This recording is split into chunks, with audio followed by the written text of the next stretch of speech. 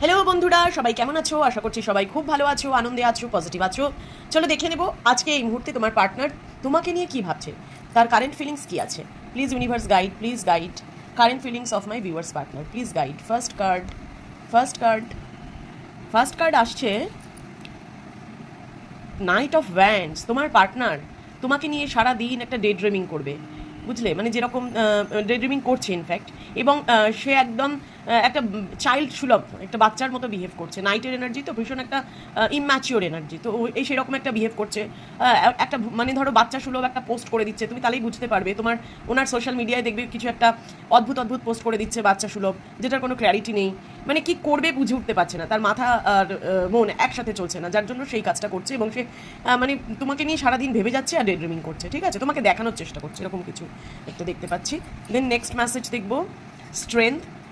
মনে মনে কিন্তু চাইছে যে সমস্ত শক্তি সঞ্চয় করে নিজেকে কনফিডেন্ট মানে তৈরি করতে, যে সমস্যাগুলো আছে সেগুলো থেকে দূরে সরে নিজেকে একটা নতুন করে তৈরি করতে, কিন্তু পেরে উঠছে না।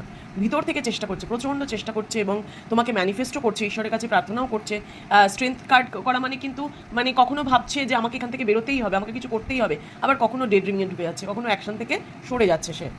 চলো এবার দেখে নেবো নেক্সট আর একটা মেসেজ।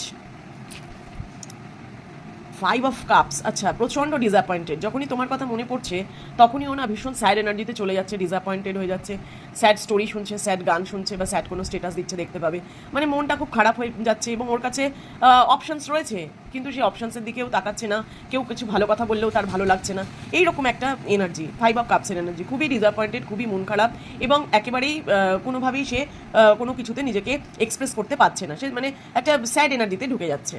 দেন নেক্সট মেসেজ দেখবো আর একটা, দ্যাট ইজ 9 অফ কয়েন্স।